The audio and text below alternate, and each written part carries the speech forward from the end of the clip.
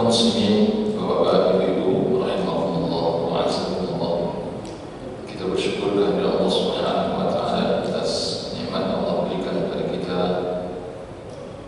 khususnya pada kesempatan ini kita kembali diberi taufik, kekuatan oleh Allah Subhanahu wa taala untuk menunaikan kewajiban kita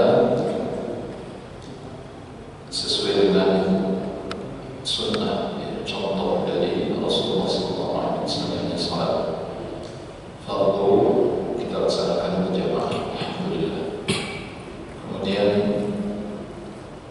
setelah itu kita juga melanjutkan dengan ba'diyah, di mana ba'diyah ini menjadi penambah penyempurna dari ibadah wajib yang masih ada kekurangannya. Dan ini juga nikmat yang sangat besar yang Allah berikan kepada kita.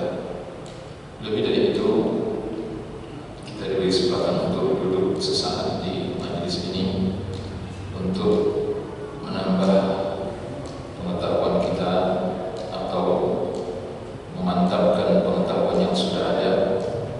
Lebih dari itu, memperbaiki pemahaman kita dan sebagai modal bagi kita tentunya untuk beramal, beribadah kepada Allah Subhanahu wa taala.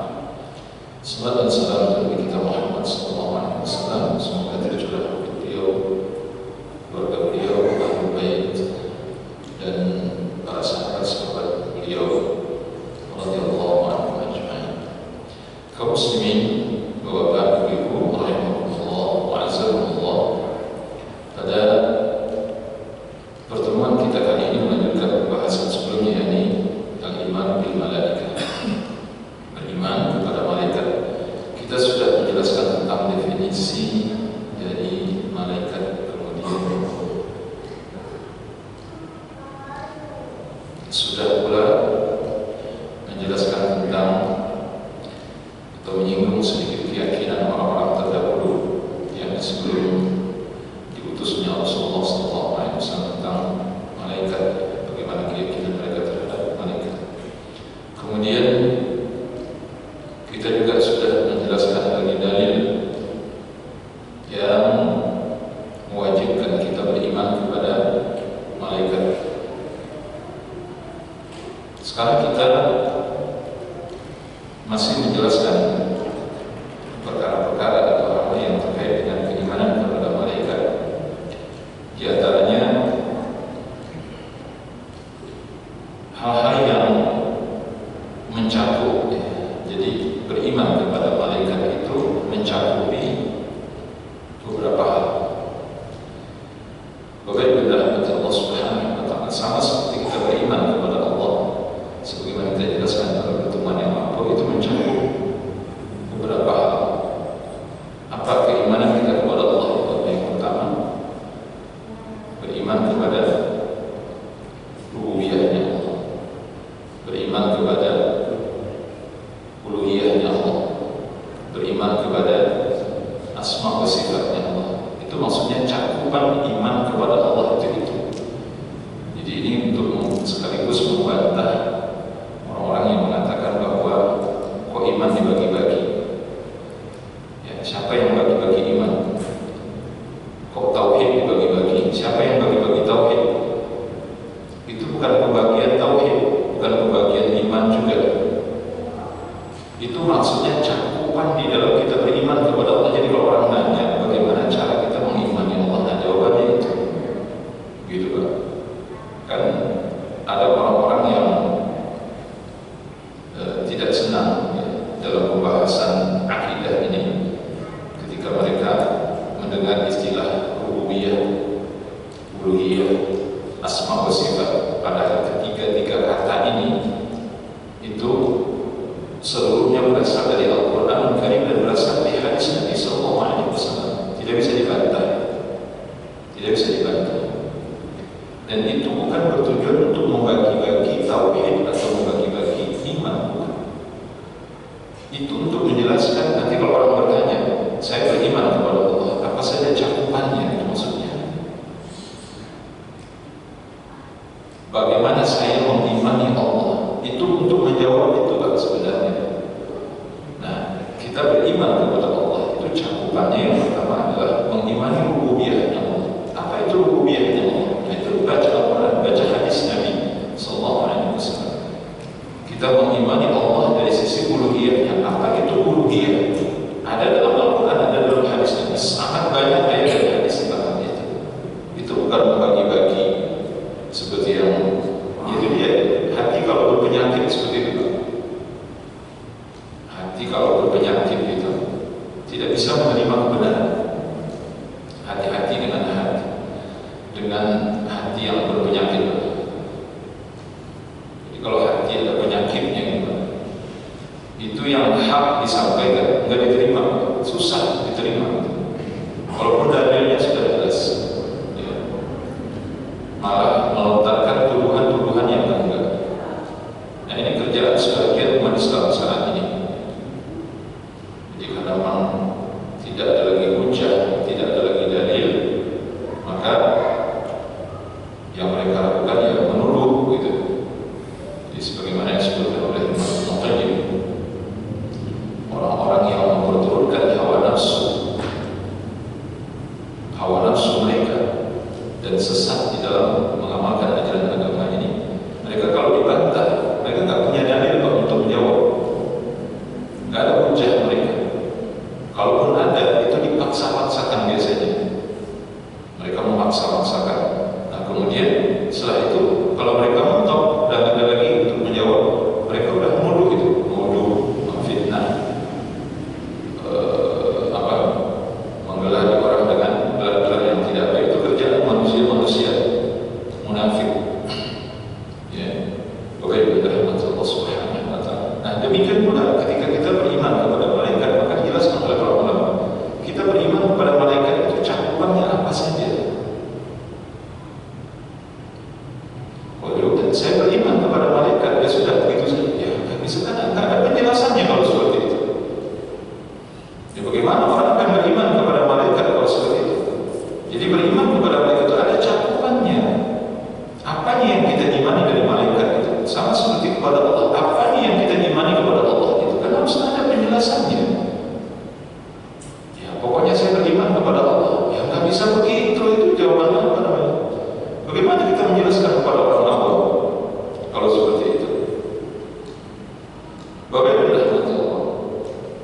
Ayat sebutkan ma yatadamman al-iman bil malaikati minhum.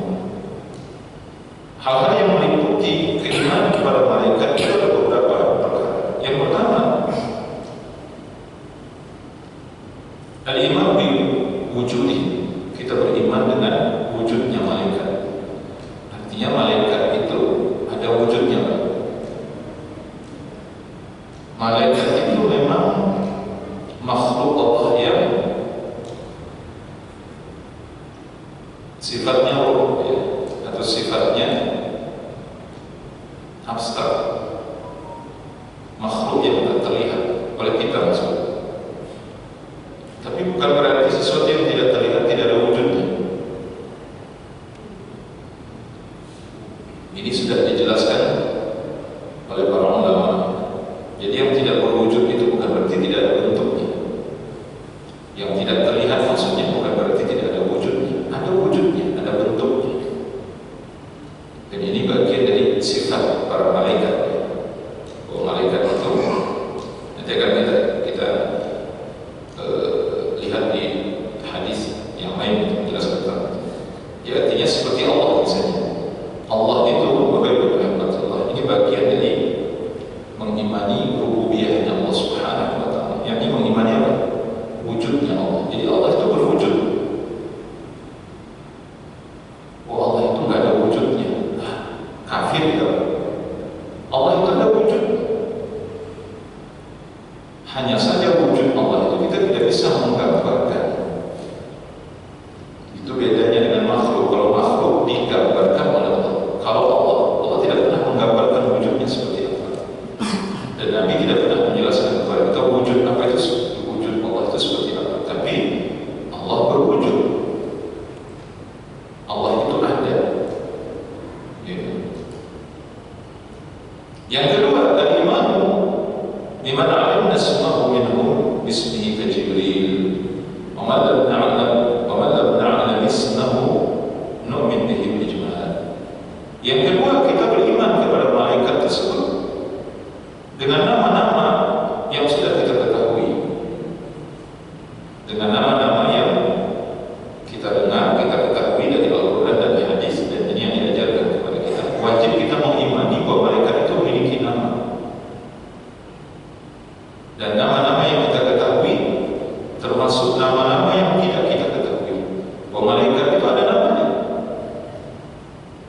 Jadi tidak ada sesuatu yang tidak ada namanya, tidak ada.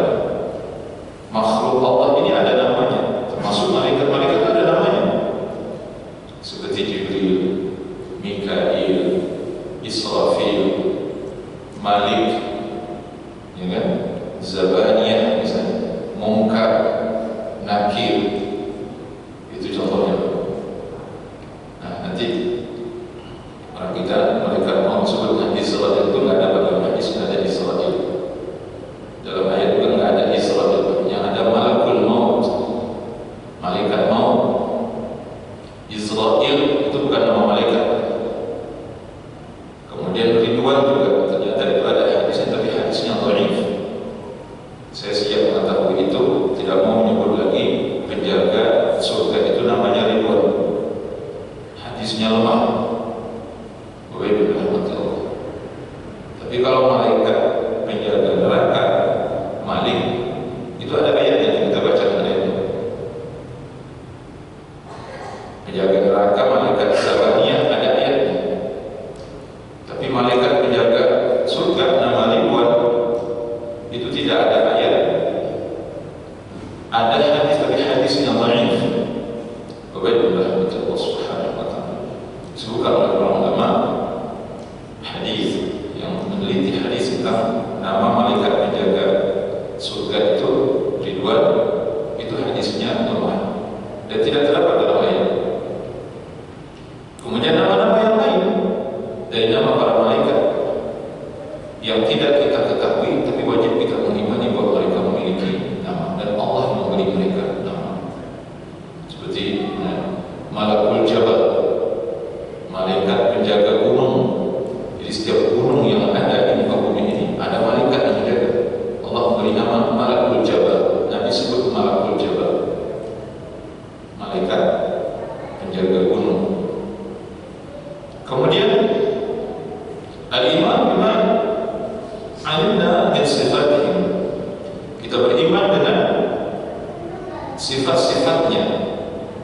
Ya, sebagaimana kita ketahui kasifat Jibril, faqad akhbar Nabi sallallahu alaihi wasallam anna Allah ala sifatihi allati khalaqa 'alaiha wa lahu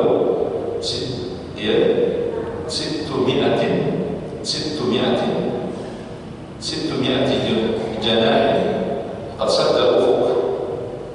Jadi seperti sifat Jibril alaihi salam yang dikhabarkan oleh Nabi sallallahu alaihi wasallam bahwa beliau melihat Jibril di mana?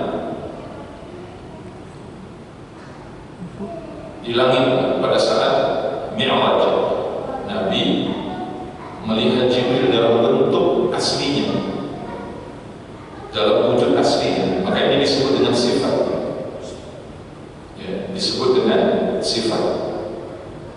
Jadi disebutkan Nabi sallallahu alaihi wasallam melihat Jibril dengan sayapnya. Berapa sayapnya?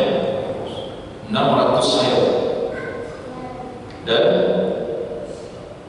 kita nggak bisa bayangkan 600 sayap. Yang kita tahu selama ini sayapnya cuma 2. Yang kita tahu sayap itu cuma 2. Ini malaikat Jibril itu sayapnya 600. Nggak bisa juga kita membayangkan. Nah, ketika dia mengembangkan sayapnya, kata Nabi, maka qad sadda ufuq, maka tertutuplah ufuk timur dan barat. Bapak bayangkan betapa besarnya Jibril. Dia kembangkan sayapnya, tertutuplah ufuk timur dan barat. Dan itu dilihat oleh Nabi SAW, nyata Nabi melihat itu. Ini diriwayatkan oleh Imam Bukhari Muslim. Riwayat dari Allah Subhanahu wa ta'ala. Wa qad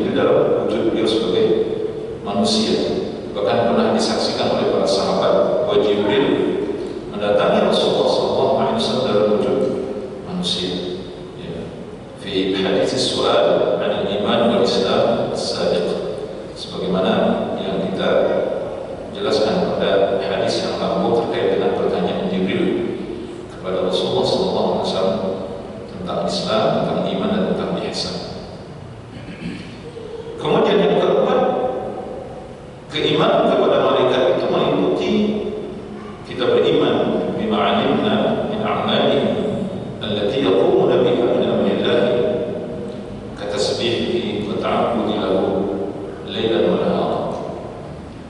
Kita beriman dengan apa yang kita ketahui dari amal-amal mereka atau dari perbuatan mereka yang selalu tegak, ya, selalu istiqamah dengan perintah Allah Subhanahu wa taala. Malaikat selalu patuh, tegak, istiqamah dengan perintah Allah Subhanahu wa taala. Seperti Allah perintahkan tasbih, maka mereka bertasbih selama-lamanya sampai waktu yang Allah tentukan. Jadi kalau mereka tidak disuruh untuk berhenti bertasbih, maka mereka akan bertasbih sampai mungkin dunia ini dikiamatkan oleh Allah Subhanahu wa taala. Wa ta'budu lahu, ya, wa ta'budu lahu lailan wa nahara, dan beribadah kepada Allah baik di malam hari maupun siang hari. Lianna malaika majbuluna 'ala ta'ati laysa ladaihim al-qadratu 'ala al-isyan. Karena sesungguhnya para malaikat itu yang diciptakan oleh Allah untuk taat kepadanya, dan tidak ada sifat dan tidak ada kekuatan sedikit pun bagi mereka untuk mendurhakai Allah Subhanahu wa taala. Nah, ini yang wajib kita imani dari diri malaikat. Jadi malaikat adalah hamba Allah, makhluk Allah yang paling patuh, yang paling taat kepada Allah Subhanahu wa taala, dan tidak pernah melakukan pelanggaran, tidak pernah maksiat kepada Allah Subhanahu wa taala. Jadi malaikat tidak pernah bermaksiat kepada Allah. Dalam surah At-Tahrim ayat 6, la ya'suna Allah ma amara wa yaf'aluna ma yu'marun. Mereka tidak pernah mendurhakai Allah Subhanahu wa taala dan mengerjakan setiap apa yang diperintahkan kepada mereka. Para malaikat itu tidak pernah mendurhakai Allah terhadap apa yang diperintahkan kepada mereka, dan mereka selalu mengerjakan dan menjalankan apa yang diperintahkan. Itulah malaikat. Bapak Ibu rahmat Allah Subhanahu wa taala, setidaknya 4 perkara itu liputan, ya, atau hal-hal yang wajib kita imani atau yang harus ada di dalam keimanan kita kepada malaikat. Jadi yang pertama wujudnya, yang kedua tentang nama mereka, yang ketiga tentang sifat mereka, ya, atau wujud fisik mereka. Kemudian yang keempat adalah tentang kepatuhan dan ketaatan mereka yang tidak ada batasnya kepada Allah Subhanahu wa taala. Dan mereka juga tidak pernah membantah, tidak pernah bermaksiat kepada Allah Subhanahu wa taala. Bapak Ibu rahmat Allah Subhanahu wa taala. Itu yang pertama. Kemudian berikutnya, ya, وقد يكون لبعض الملائكة أعمال خاصة, dan di antara bentuk keimanan kita kepada para malaikat itu adalah kita dikhabarkan oleh Allah dan Rasulnya sallallahu alaihi wasallam bahwa malaikat itu memiliki tugas-tugas khusus. Jadi ada malaikat yang disebutkan secara khusus oleh Allah dan Nabi memiliki tugas-tugas khusus, ya, Jibril, ya, seperti Jibril al-Amin, Jibril yang dipercaya ala wahyillah ta'ala, untuk menyampaikan atau untuk menurunkan wahyu Allah Subhanahu wa taala. Yursiluhu Allah bihi ila anbiya'i wa rusul. Allah mengutusnya kepada para nabi dan para rasul. Nah, Jibril ini adalah malaikat Allah Subhanahu wa taala, bahkan dia adalah sayyidul malaikah, ya. Dia adalah pemimpinnya dari para malaikat. Tugas utamanya adalah menurunkan wahyu atau atau menjadi utusan Allah Subhanahu wa taala untuk membawa wahyu dari Allah, kemudian untuk diberikan atau dimasukkan ke dalam hati para nabi dan rasul yang diutus oleh Allah Subhanahu wa taala, termasuk nabi kita sallallahu alaihi wasallam. Allah taala berfirman di dalam surah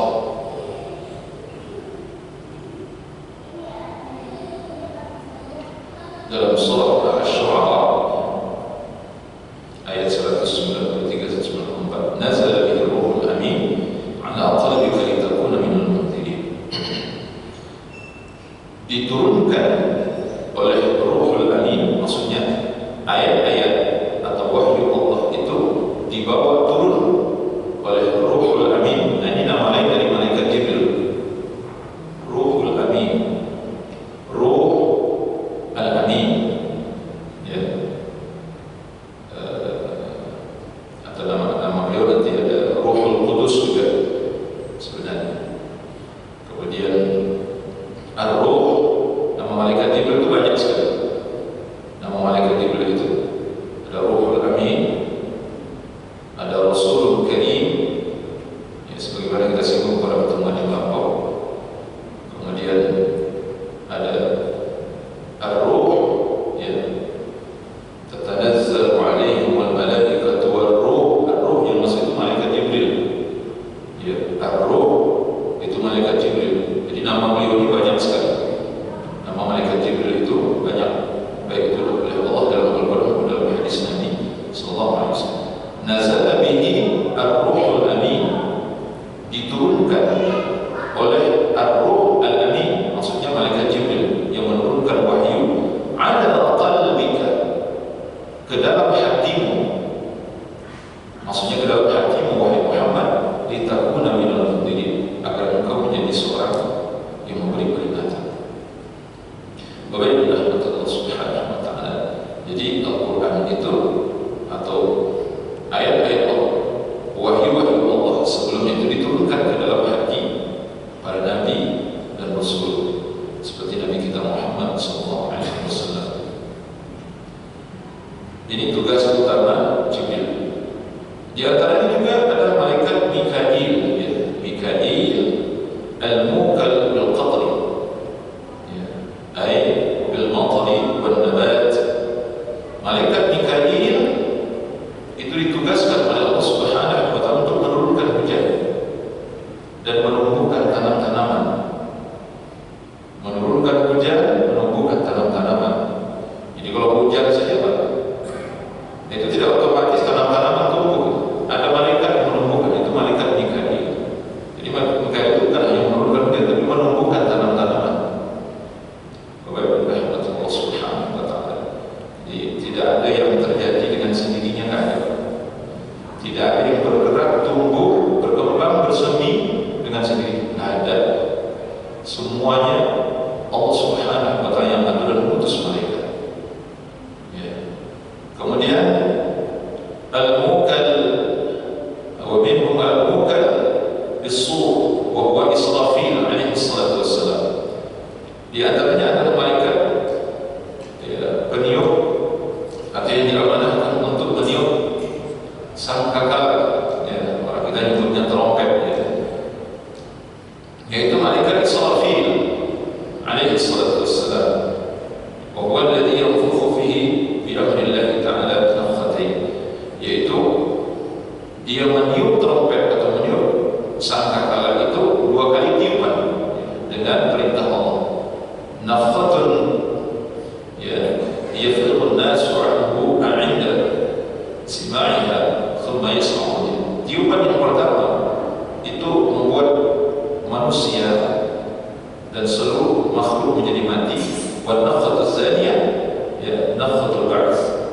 Tiupan yang kedua adalah tiupan yang membangunkan dan membangkitkan semua yang mati. Wa nufikha fis suri fa sa'iqa man fis samawati wa man fil ardi illa man syaa Allah. Di dalam surah Az-Zumar, ya, dalam surah Az-Zumar Allah menyebutkan dan ditiupkan sangkakala yang pertama, maka matilah seluruh yang ada di langit insya Allah, kecuali yang dikehendaki oleh Allah. Thumma nufikha fihi ukhra, kemudian ditiupkan kembali untuk yang kedua kalinya. Fa idza hum qiyamun yanzurun, maka tiba-tiba seluruh yang mati dibangkitkan oleh Allah Subhanahu wa taala dan mereka menunggu keputusan dari Allah. Semua yang mati dibangkitkan oleh Allah. Nanti ada hadis yang menjelaskan secara detail tentang itu. Ya. Sangat detail hadisnya yang menjelaskan bagaimana dia bangkit. Tanah ini kan tanah itu akan terbongkar dengan sendirinya dan kemudian manusia itu dibangunkan. Bapak Ibu dirahmati Allah Subhanahu wa taala. Ya, Allah bangkitkan. Wa minhum al-mukal yaqdir al-arwah. Di antara malaikat itu ada yang ditugasi oleh Allah untuk mencabut nyawa, bahwa malakul maut. Dia adalah malaikat maut, wa'awan dan rekan-rekannya. Ya, jadi malaikat maut itu Pak, itu bukan sendirian Pak. Ya, pemimpinnya ada. Jadi malaikat maut itu tidak sendirian. Nah, ini juga untuk menjawab, ya, kalau malaikat maut, bagaimana ya cara mencabut nyawa? Ada yang mati di Indonesia, ada yang mati di Malaysia, ada yang mati di Korea, ada yang mati di Amerika. Gimana cara malaikat mencabut nyawa mereka yang mati serentak? Ya, malaikat nggak sendirian. Malaikat tidak sendirian. Malaikat pencabut nyawa itu tidak sendirian. Pemimpinnya satu. Sebagaimana kita sebutkan di awal, bahwa jumlah malaikat itu hanya Allah yang tahu seberapa banyak. Bisa jadi jumlah malaikat itu lebih banyak daripada makhluk Allah yang lain. Kalaupun seandainya malaikat itu cuma sendirian Pak, apa susahnya bagi Allah menugasinya untuk mencabut nyawa manusia serentak di tempat yang berbeda? Kan enggak sulit bagi Allah. Ya, Allah menugasinya seperti itu. Kan kita tidak pernah diberitahu bagaimana orang bisa mati serentak seperti itu. Ya. Tetapi yang pasti malaikat maut itu tidak sendiri. Ya, ini sedikit untuk menjawab rasa penasaran kita. Karena ada yang bertanya, bagaimana ya caranya? Ada yang meninggal, blok, ya, itu meninggal 100 orang, blok, meninggal 1000 orang dalam waktu yang sama, atau dalam waktu yang sama meninggal banyak orang, tapi di tempat yang berbeda. Bagaimana caranya? Ya, itu bukan urusan kita juga, dan lebih dari itu Pak. Itu kalaupun tidak bisa dijawab misalnya, itu tidak bagian dari keimanan kepada malaikat. Itu bukan bagian dari keimanan kepada malaikat. Itu penting Pak. Paham apa maksudnya? Jadi kalau yang itu bisa nggak bisa kita jawab, misalnya, itu nggak masalah, itu tidak akan mengurangi keimanan kita kepada malaikat. Karena itu bukan bagian dari cakupan keimanan kepada malaikat. Ya. Apa misalnya itu ada pertanyaan-pertanyaan yang kadang-kadang terlalu dipaksakan itu, terlalu dipaksakan. Ya. Pertanyaan-pertanyaan itu seakan-akan kalau pertanyaan itu terjawab, wah ini orang benar-benar berilmu. Ya, padahal itu nggak ada masalah, itu nggak terjawab juga nggak ada masalah. Ya. Yang penting kita meyakini bahwa ada malaikat pencabut nyawa. Ya. Qul yatawaffakum malakul maut alladzi wukila bikum thumma ila rabbikum turja'un. Katakan Muhammad, ya, bahwa ada malaikat yang diutus oleh Allah untuk mencabut nyawa kalian, ya, dan kalian akan dimatikan olehnya. Kemudian kalian akan dikembalikan kepada Rabb kalian. Kemudian ada juga malaikat tambah satu lagi Pak. Ini banyak sebenarnya malaikat nanti kalau kita diskusi mungkin silakan kalau ada yang menyinggung. Ada malaikat penjaga surga. Nah, di sini sebagaimana kita baca di dalam Surah Az-Zumar, ya. Surah Az-Zumar ayat 73. وسيق الذين اتقوا ربهم إلى الجنة زمرا حتى إذا جاءوها فتحت أبوابها وقال لهم خزنتها سلام عليكم طبتم فادخلوها خالدين. Dan dikirimlah orang-orang yang bertakwa kepada Tuhan mereka untuk memasuki surga secara berbondong-bondong, zumra, hatta idza ja'uha wa futihat abwabuha wa qala lahum khazanatuha. Jika mereka sudah sampai di pintu surga itu, maka dibukakanlah pintu surga dan penjaga surga berkata kepada mereka, salamun alaikum, keselamatan untuk kalian, tibtum fadkhuluha khalidin, ya, keberuntungan bagi kalian, maka masuk surga kalian untuk selama-lamanya. Nah, di sini tidak disebutkan siapa namanya, tapi kalau malaikat penjaga neraka ini ada ayatnya, di antaranya adalah wa nadaw ya maliku liyaqdi alaina rabbuk qala innakum makithun. Ini yang Allah firmankan di dalam surah Az-Zukhruf ayat 77. Kata Allah Subhanahu wa taala, maka penghuni neraka berkata kepada malaikat penjaga neraka, ya Malik, wahai malaikat Malik, wahai malaikat Malik, liyaqdi alaina rabbuk, biarkan Tuhanmu, biarkan Allah membunuh kami, biarkan Allah menghabisi kami, membunuh kami, ya. Qala innakum makithun. Apa jawab malaikat Malik? Tidak, kalian akan tetap dalam neraka dan kalian tidak akan mati-mati. Baiklah, jadi nanti di akhirat kematian itu telah disembelih. Jadi ada hadis yang diriwayatkan oleh Imam Bukhari Muslim bahwa kematian itu berarti tidak akan pernah ada lagi. Jadi untuk kehidupan baik itu di neraka maupun di surga tidak ada lagi. Jadi, apa yang disebut dengan kematian karena itu disembelih. Allah menyembelih kematian, itu artinya kematian itu tidak akan ada lagi. Maka dikatakan kepada penghuni neraka hidup selama-lamanya, dikatakan kepada penghuni surga akan hidup selama-lamanya, tidak ada kematian. Baiklah, Allah Subhanahu wa taala. Nah, kemudian ini diantaranya yang ditanyakan sama Bapak kita kemarin, sama Bapak nggak datang dulu, ya. Adakah hubungan kita dengan malaikat? Ada. Imam Ibnu Qayyim rahimahullah taala menjelaskan dalam kitabnya Ighatsatul Lahfan.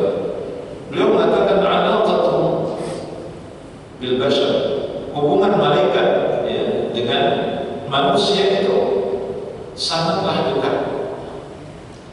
Imam Qayyim mengatakan innahum mukaluna, ya, bitakhliqi. Yang pertama, malaikat itu ditugasi oleh Allah untuk menciptakan manusia di dalam rahim ibunya, ya, naqalahu min tur ila tur, menjalankan proses dari satu satu kejadian-kejadian berikutnya, seperti yang Allah Nabi sebutkan di dalam hadis Al-Ba'in, ya, di inna ahadakum yujma'u khalqu fi batni ummihi, kata Nabi sallallahu alaihi wasallam, sesungguhnya kalian ini dihimpun di dalam perut ibu kalian, maksudnya rahim, arba'ina yawman nutfah, selama 40 hari itu berupa air mani, thumma yakunu 'alaqatan mithla dhalik, kemudian setelah itu selama 40 hari berikutnya, thumma yakunu 'alaqatan mithla dhalik, menjadi segumpal darah, thumma yakunu 'alaqatan mithla dhalik, kemudian mudghatan mithla dhalik, kemudian kata Rasulullah 40 hari berikutnya berubah menjadi daging. Itu berubah sendiri atau yang berubah? Berubah sendiri atau yang berubah?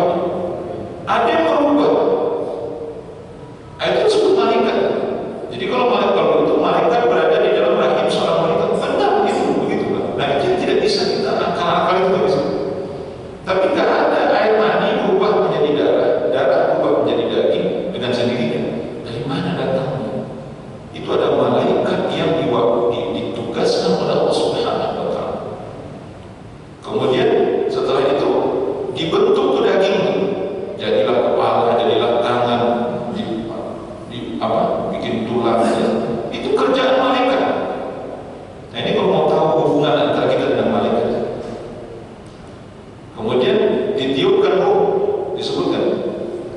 fayanfukhu fihi ruh wa yu'maru bi arba'i kalimat. Kemudian ditetapkanlah, jadi menetapkan takdir untuk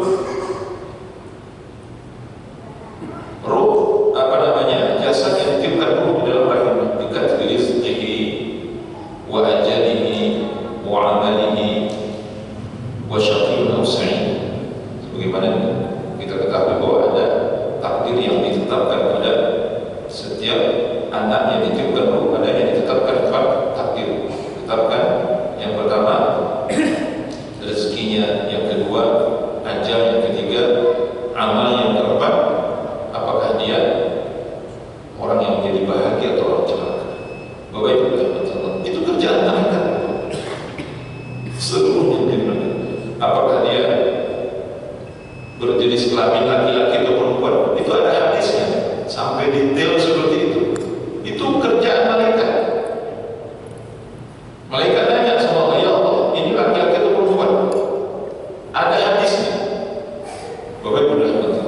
Jadi kalau ditanyakan apa hubungan kita dengan malaikat, sejak dari kita dalam rahim ibu kita, bahkan sejak kita sebelum menjadi apa-apa, air mani, masih air mani, itu sudah diolah oleh malaikat yang diutus oleh Allah Subhanahu wa Ta'ala. Nah, kemudian tumbuh jadi manusia